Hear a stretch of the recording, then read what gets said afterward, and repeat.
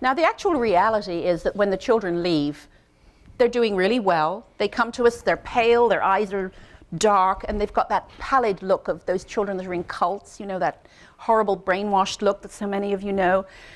And gradually, after 3 or 4 days, that starts to go away, and then we start to see color in their cheeks. And after a couple more days, there's a sparkle in their eyes. And then after a few more days, they're lively, and they're eating well, and they're interacting, and they're just, what we do is we give these children back their childhood. Freedom. And their freedom. And I cannot tell you, that is the passion that Bob and I have. When these families come in, you know, we say, oh, good God. Sometimes after 4 or 5 days, we sit in bed at night and say, darling, maybe we've bitten off more than we can chew here.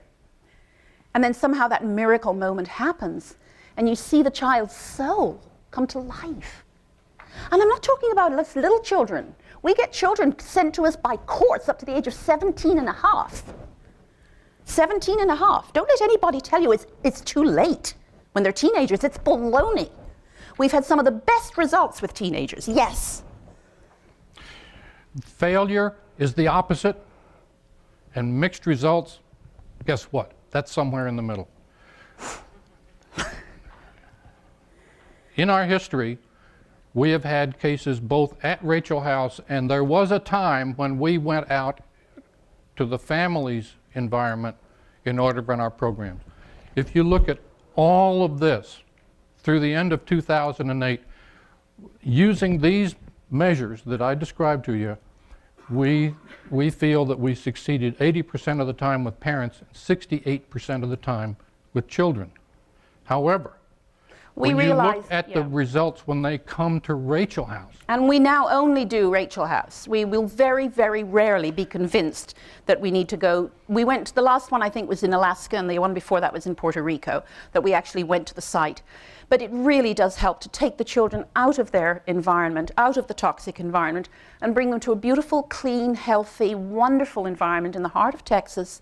You go out at night. There's no cars, there's no planes, there's no cell phones. Yes. You can see the Milky Way. Wow. But cell phones are a curse, by the way. The result with the parents was about the same, but the results with children were significantly higher. Why? Because we control the environment. These 2 girls are the ones that we showed you earlier. They were so enmeshed. There is a place not far from us where a guy has built a 3/4 size replica of Stonehenge. And the Texas, girls remember. love to get up and run around on the rocks. But you know what? There's no ladder. And the only way they could get there was to trust their father, to get up on his shoulders and go up, and to come down the same way. Yeah, total trust. These 2 girls drove in a car for 2,000 miles with their father. From a court in Pennsylvania gave custody to father, and he couldn't get them on a plane, but he got them into a car, and they drove 2,000 miles from Pennsylvania to Texas. Let me tell you, he was half dead when he arrived. And look at this. This is after like a short time, About 10 days, 2 weeks. Yeah. Did they have the cowboy hats before? No, the cowboy hats come with the Rachel program. At their expense. Okay, there's more to what we do. What we've talked about so far is sort of the core of what we do, and this is by far and away the most important part. What about parents who are in waiting? Who are in waiting, who are still dealing with the courts, who are still waiting to get access to their children? In 2001, we started an online support group with 6 people. Now that group has over 650. Parents, grandparents, and step-parents, they share their experience, strength, and hope with each other every day. And the most important thing for every one of them is knowing that this bizarre occurrence that has appeared in their life is not unique. They are not alone. There are others sharing this. If you want to understand the concept of this group, think of the 12-step programs.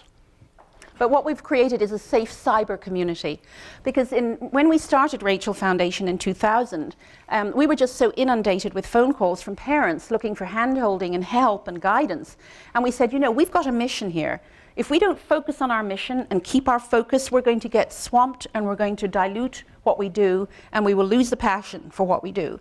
So, you know, we were very fortunate that the internet was coming up and Yahoo groups were starting, and we have trained moderators. They come to Rachel House every year in the spring, and we have a training session with them. And by the way, on your tables there are some brochures and our most recent newsletter, which I invite you to pick up. And if you don't find one, we'll email it to you. And there's some information in there about our PAS Parents Online Support Group. But so, as you can see, if we've had 60 parents come to us, it's about 10% of the parents that are in that group finally make it to Rachel House. And there's so many more that we don't know about. No. And there's many more that we help on the phone, and many families that have been reunited with us working with the therapists and with the professionals in the home jurisdiction. Maybe they aren't as severe as the cases that come to Rachel, but we do a tremendous amount of outreach every year to help people on the ground. But this is the waiting room, if you like, for parents. We spend a lot of time talking with attorneys, talking with mental health professionals, parenting coordinators, in order to help them understand the morass with which they're dealing. And sorry, go ahead. one thing, cost. Okay. We get children arriving with to Rachel House with they've got some dirty washing and garbage bags, and that's their entire possessions. The alienating parent doesn't want them to have their fancy iPod and their laptop and all their fancy, you know, Abercrombie and Fitch clothes and all the fancy stuff. So they give them their old leftovers and send them to Rachel House. We call those our garbage bag kids. Some parents come to us, they literally have like $3 in their pocket. Some parents come to us and they're well off. And the real cost of the program, because Bob and I don't take a salary, we earn our living elsewhere and we volunteer. We pay our facilitators, and of course sometimes we bring in a psychologist who will be on site for the first week. And obviously he has or she has to be paid. But we have professionals who are semi-retired who give greatly reduced fees. So usually the first week is the most expensive, and that can range from $3,000 to $7,000 for the 1 week because of the level of psychological and structural care that the family needs. But after the first week, the costs go down dramatically, maybe to $2,000 to $3,000, sometimes $4,000 a week. And the core of what we do is that we have never turned away a parent for lack of money. Never. Thank God. Somehow we've had parents arrive and then somebody will send us a check for $1,000 to pay for the food. So it is nerve-wracking a little bit sometimes when you have big bills, like, you know, the accountant's $990 at the end of the year is $800. But we live with faith. We have a lot of faith. We're not Bible thumpers, but we're people of faith and hope. And that hope was born in me many years ago when Abe gave me that book 20 years ago. I love you, Abe. Where are you? Where's Abe? Hello? Where's Abe? Is he still here? Well, he's around somewhere. He skipped out. But the passion for what we do is not tied to the financial. But the model that we have at Rachel House is doable. The program is replicable. It has steps that we have identified. There are certain things that are common to all families, no matter where they come from. The process, the underlying process is common to all. So each family is culturally different. We get families from different Hindus, Muslims, Jewish, Christian, agnostic, atheist, you name it.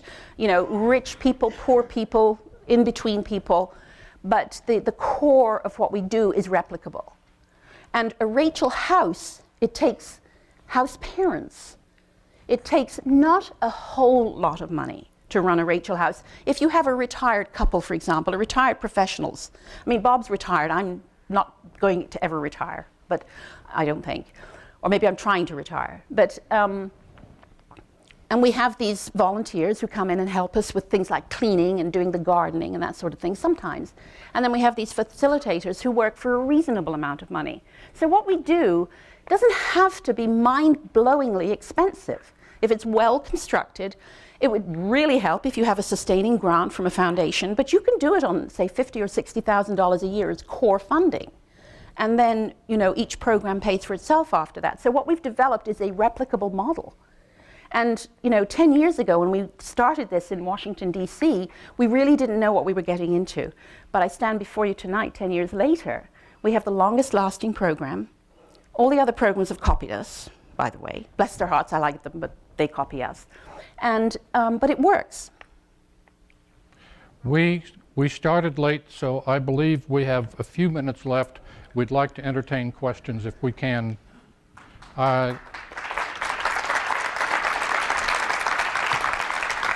Thank you. Good question. Do you ever get children that come in there, young teenagers who have drug problems? The question is, do we ever get children, particularly teenagers, who come in with drug problems? The answer is no, because we won't accept them. We cannot deal with addictions as well as everything else. But we have had children who have come to us who are being over-medicated by psychiatrists who are treating them for sexual abuse that never happened and have them on everything. Terry is laughing here. But you can, you know, why are you laughing, Terry? Because I don't know what else to do with the frustration. I'm reacting to the number of times I have encountered those circumstances. Yeah. Said to myself, better living through chemistry is not necessarily better living. Better living through chemistry is not better living. So one of the first things we had to do with a 7-year-old boy last January, was it December, was his father, who mercifully was a doctor himself, we had to wean him off. You would not believe the drugs this child was on. We didn't do this. Dad did this. Yes, You but we had do another not deal with second question? addictions. My case involves a 15-year-old seriously smoking too much marijuana.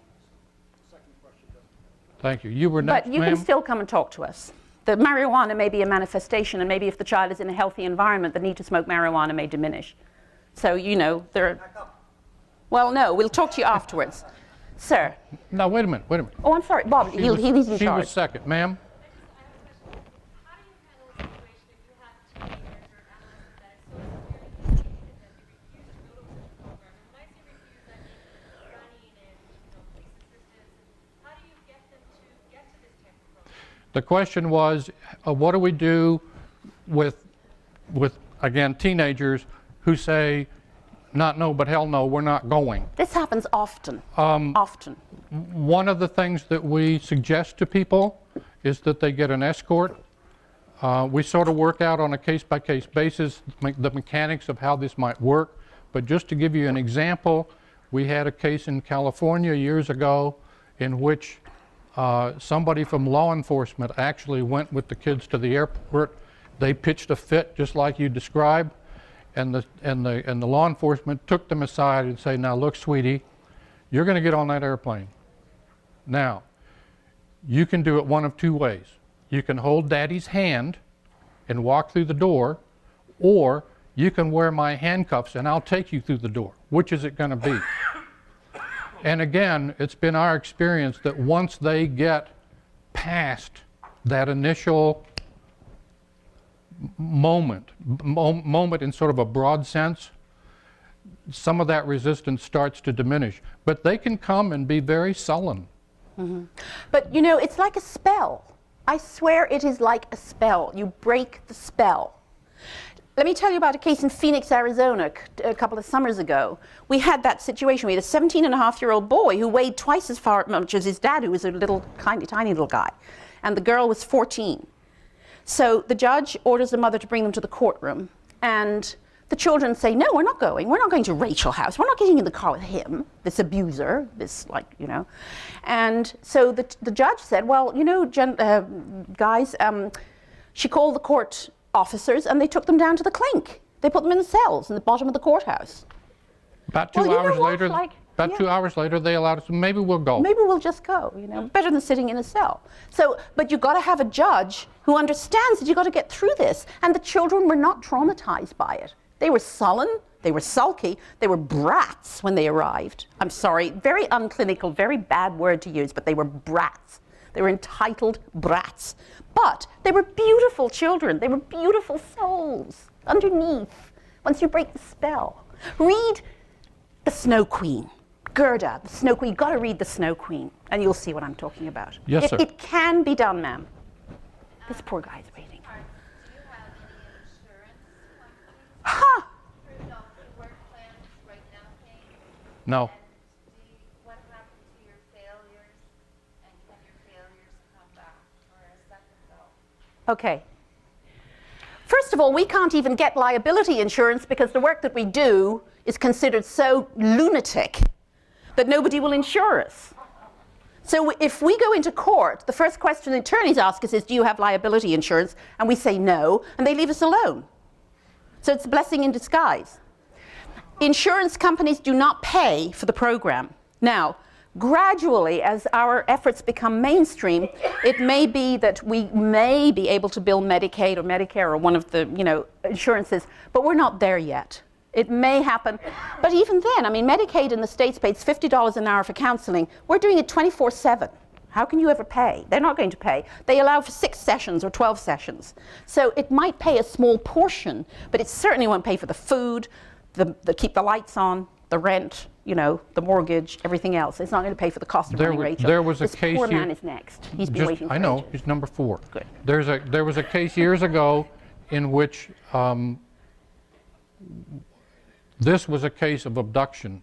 In fact, it was stranger abduction, and it fell into the purview of the Office of Victims of Crime, and we were able to get reimbursement for a small portion of our expenses through OVC. That was an exception. This poor man. Wait a minute. Failures? Well, let's speak to the failures afterwards, because when we talk about failures, we hear afterwards that in fact some of the stuff that we did in the program, they may be failures now, but we've had situations where we thought were failures, and then it turns out that years later we hear, wow, they did come back. And you know what? They did learn something at Rachel House after all, because I was able to use this and use that. So we haven't got long enough results yet. We make that call as they walk out the door. Mm-hmm. And I can't emphasize enough, remember the Titanic? The real work happens after they go home. This poor man. Sir. I know you so well. It's Doug. Yes. Of course. Hi, Doug. Hi there. Anyway, I got a question. You talk about, the child having to go back, and one of the things that I thought sounded real good was kind of like this 1-year follow-up. But one of the things that kind of doesn't make sense is it seems like you either have the target parent having temporary custody, or when the child leaves, they go back to the alienated parent. Sorry. If the child is going back to the alienated parent, we won't take the case. Okay, so one of your criteria. Period. The mother has to have temporary. They got to have temporary, preferably permanent, No, but temporary. The custody. Target parent. The target parent has custody. Oh, I'm sorry. I heard father, and it's gender neutral. And let me tell you something. Where the cases fall down is when the professional in charge of the case in the home jurisdiction has no balls. That's what happens. How we doing, Joe? No. So. Just a minute. The other question I had then what does happen to the alienating parent? Okay. First of all, we recommend. First of all, we don't make recommendations. We recommend to the court-appointed person who's coordinating with the court that there be limited supervised visitation for a minimum period of time to be defined by the parent's behavior. So if the parent's behavior changes, they get to see the children. If they don't change their tune, they don't get to see the children. And it sounds harsh, and it sounds horrid. But you're talking about real pathology here. You're talking about toxic parents. And remember, we're dealing with the worst cases. We're not talking about moderate mixed cases. We're talking about severe cases. Remember the pendulum. During alienation, the relationship between a parent and child has been pulled way over to one side. What we do at Rachel House is take that pendulum to the other side. Ultimately, our goal, and it's stated clearly in our protocols, is that the pendulum come back to the middle and that the child have a relationship with both parents. But in order for that to happen, somebody has to modify their behavior. And we all have a good idea how often that does not happen. We have actually seen a case in which a mother walked away from her 2 daughters because she did not want to play by the rules. I saw a hand over here somewhere. Ma'am. Oh, poor David had his hand up sorry. before. Do we take But David? yeah, Oh, thank you, David. David asks about my older son, my fourth child. I hugged him for the last time on the morning of December 11th, 1989, and I have not touched him or held him in my arms since. He's an attorney in Toronto. I reach out. I take the high road. I give the unconditional love message. My other three children are bridge relationships. They have a relationship with him, and they have a relationship with their father, and I am proud of that. And I have nurtured in adulthood their relationship with their father. So now they have reunited with their father, the two children that I raised, because when I was raising those children, I respected their father's culture, his family. I respected their father for them. I never spoke badly about him, ever. I mean, I'm not a saint. I'm not perfect. Not quite, right? she's right. He knows. But I never denigrated their dad to them, even though he still wants to kill me. You know, he's still total rabidly hatred of me. So the three children have a relationship with my older son. They have a relationship with their father, and I'm really proud and happy for that. And my oldest son, I'm a weird person. I have faith and hope. And if you read on the story of Rachel on the website, you'll see why. I have this powerful belief that my son will return. And so, you know, I can get up in the morning with joy, and I reach out to him with love. And I believe that he will return. Like we say on our website, your children will return.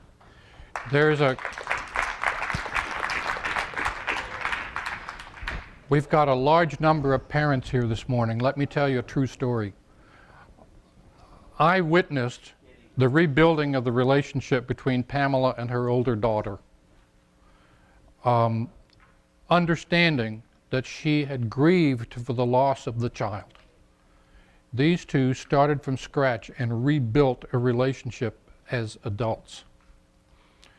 In time, they have become so close. Those three kids are so close, you would not believe it. But Debbie told us once, all of you parents, Listen up. Pamela never missed an opportunity to send a greeting card. Birthday, Christmas, whatever. If there is an opportunity, she sent the card.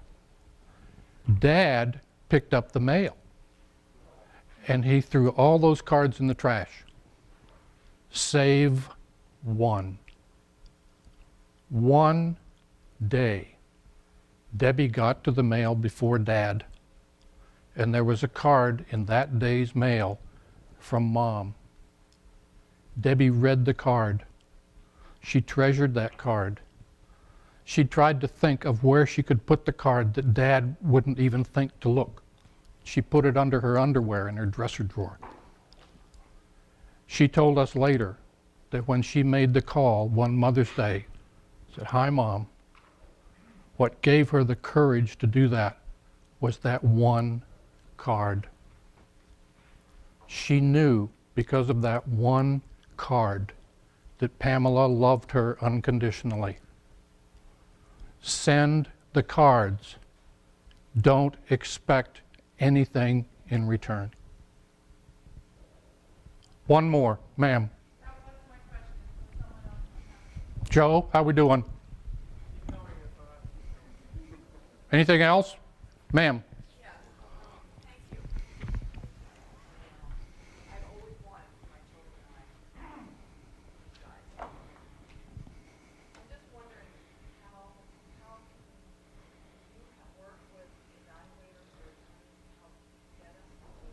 Yes, Oh, ma'am. yeah, a lot. That's Yes, a ma'am. lot of Remember what that we do. slide where we said we spend a lot of time on the phone talking to people? That's why.